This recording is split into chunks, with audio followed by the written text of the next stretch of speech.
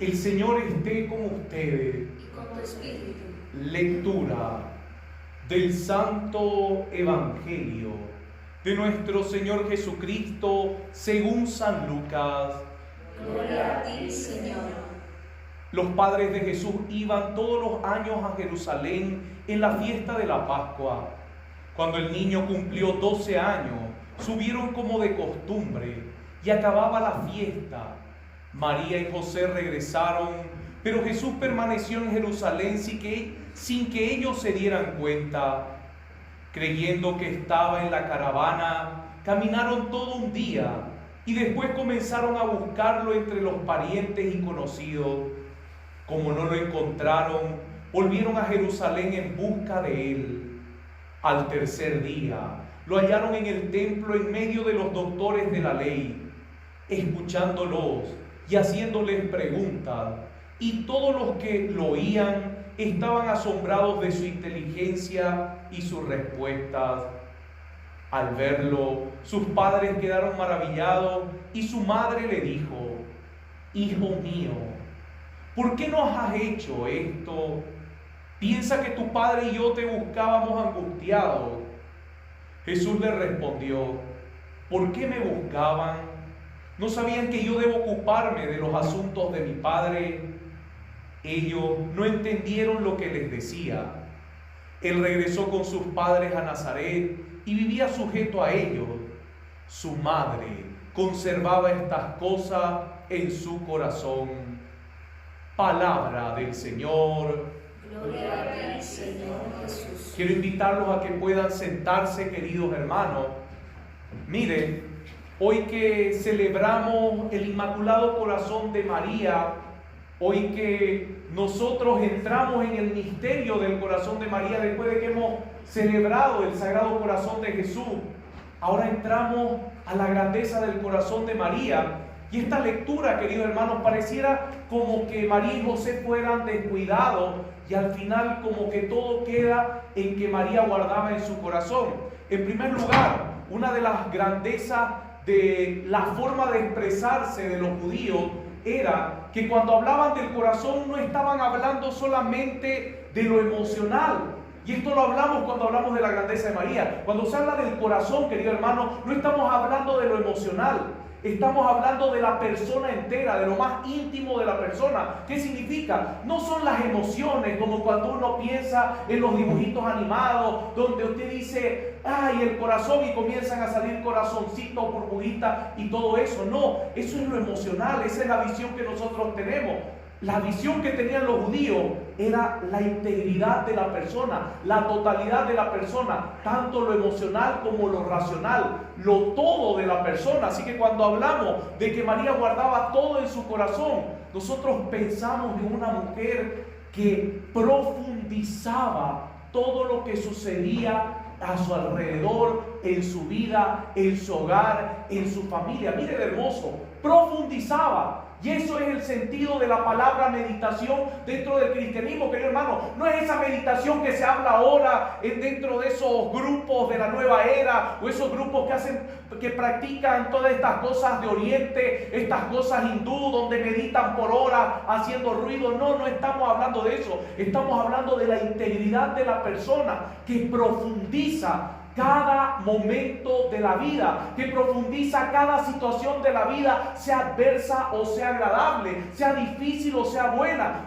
que profundiza y que saca algo de todos estos momentos. Por eso es que dice que María guardaba en su corazón, porque recuerde que unos versículos antes dice que no entendió lo que su hijo estaba diciendo. Y para que nosotros podamos entender qué es lo que le dice Jesús, en primer lugar, querido hermano, ellos iban a Jerusalén porque ya Jesús había llegado a su mayoría de edad. Los 12 años para los judíos es la mayoría de edad. Incluso le hacen toda una fiesta, si no me equivoco es el Bar Mitzvah, en el cual celebran la mayoría de edad. Ya es un hombre. Ya es un hombre. ¿Y qué significaba ser un hombre? Que como hombre, ella participaba de las cosas que hacían los hombres. Recuerde que cuando iban al templo, eran los hombres los que entraban en la parte interna del templo y las mujeres se quedaban afuera con los niños menores de edad. Son los hombres los que ahora pueden dirigir una casa, son los hombres los que ahora pueden representar a su hogar. Es por eso que si moría el papá, el hijo mayor ya representaba al varón en la casa. Por más que tenía 12 años, ya representaba al varón en la casa. Miren, hermoso, Jesucristo había cumplido sus 12 años, la mayoría de edad. Van y lo presentan al templo. Yo les hago una pregunta. María y José, ¿eran descuidados?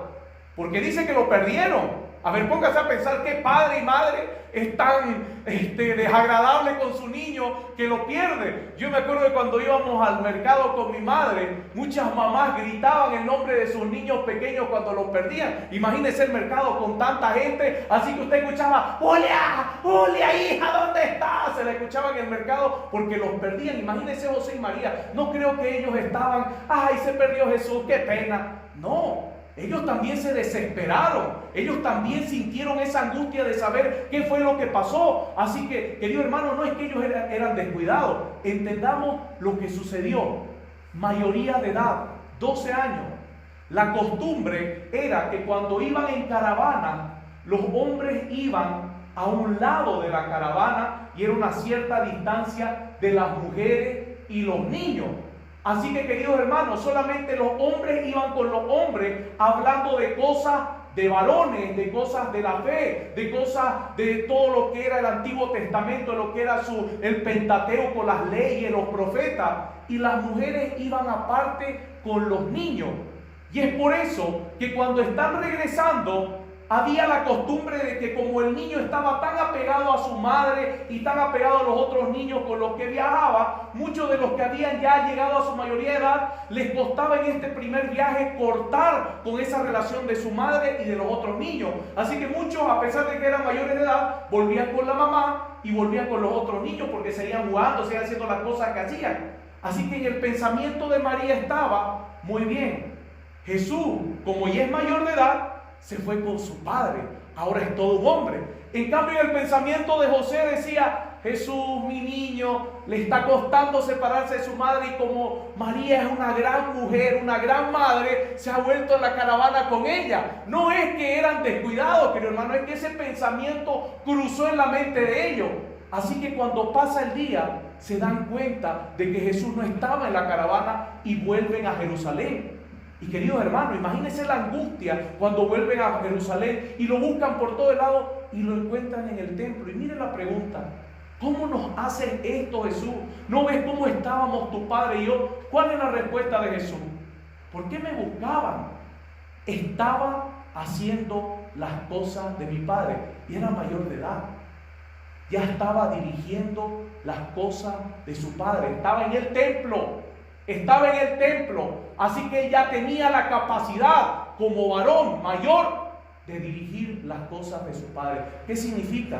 Podemos decir que no el ministerio de Jesús comienza a los 30 años, sino que desde aquí el ministerio de Jesús ya estaba marcando esa sabiduría, esa entrega. Y es por eso que cuando hay estos grupos que son grupos trascendentalistas, estos grupos gnósticos que hablan de que Jesús cuando era niño estuvo en Egipto y él aprendió la sabiduría de grandes sabios egipcios, y es por eso que Jesús es un gran filántropo que tenía como no sé cuántos estudios y doctorados en ese tiempo, y que solamente los que tienen ahora esa capacidad llegan al nivel. Eso, querido hermano, es totalmente falso, porque cuando Jesucristo cumple la mayoría de edad ya estaba mostrando la capacidad y la sabiduría que tenía como el Hijo de Dios dirigiendo las cosas de su Padre. Miren, hermoso, esto es lo que María meditó. Y póngase a pensar: María, la que dijo sí al ángel, la que fue capaz de aceptar el compromiso más grande de la historia, a pesar de que ella podía sufrir los peores persecuciones y el peor exilio que podían vivir en ese tiempo, ella meditaba qué es lo que Jesús le había dicho. Y póngase a pensar en todo el caminar que Jesús hace hasta la cruz. María seguía meditando. Y cuando ve a su hijo en la cruz y cuando lo ve por morir, piense en ese corazón, no en las emociones. El silencio de María, el estar ahí delante de su hijo. ¿Por qué cayó? ¿Por qué no gritó? ¿Por qué no se desesperó? ¿Por qué no quiso golpear a los guardias? ¿Por qué? porque como su corazón meditaba tan profundamente como mujer, ella decía, si es hijo de Dios, y yo sé que es hijo de Dios, ¿por qué Dios no está haciendo algo? Es porque hay algo mucho más grande. Queridos hermanos, querida hermana, el Inmaculado Corazón de María nos enseña a tener un corazón que profundice por encima de los problemas, un corazón que esté por encima de las cosas malas que nos estén pasando. Nos enseña a tener un corazón que nos lleva más allá de hundirnos cuando hay desesperación, depresión, cuando hay tristeza. Nos lleva un corazón que nos hace no cobardes ni mediocres, sino que nos anima a hacer cosas mayores, porque sabemos que Dios va a hacer cosas mayores en nuestra vida. Y cuando entendemos esto del Inmaculado Corazón de María, querido hermano, qué ejemplo y qué maestra de sabiduría para todos nosotros, porque ya no nos hundimos con las cosas pequeñas, sino que nuestra mirada está puesta en cosas mayores. Ya no nos conformamos con cosas pequeñas, sino que nuestra visión se agarra a cosas mayores. Nuestras alegrías no se quedan en cosas pequeñas ni pasajeras, sino que nuestra alegría se agarra de cosas mayores. Y este tiempo, querido hermano, cuánta necesidad que tenemos de tener un corazón inmaculado como el de María. Y es por eso que la palabra dice, de lo que abunda en el corazón, lo que abunda en la boca es lo que abunda en el corazón. Imagínese la profundidad de María para decir sí. Imagínese cuando nosotros abundamos en esa gracia, en esa sabiduría de María en nuestra vida, para saber responder a los tiempos que estamos, a las situaciones que estamos y a los problemas que están viviendo. Querido hermano, querida hermana, ¿estás dejando que tu corazón sea sabio como María? ¿Estás permitiendo a María que como madre te enseñe a profundizar todo lo que está sucediendo en este tiempo? ¿O solamente te desesperas porque todo el mundo se desespera? ¿O solamente corres porque todo el mundo corre? ¿O solamente gritas porque todo el mundo grita? Si tú haces eso, no has entendido esta celebración del Inmaculado Corazón de María. Pero si tú profundizas hoy y aprendas a encontrar paz, porque sabes que viene algo mayor para tu vida, querido hermano, aprendiste a celebrarlo y aprendiste de la mejor maestra, de la mejor discípula, de la mejor seguidora de Cristo, de la mejor en la Biblia, de la única que aceptó hasta el final. Amén.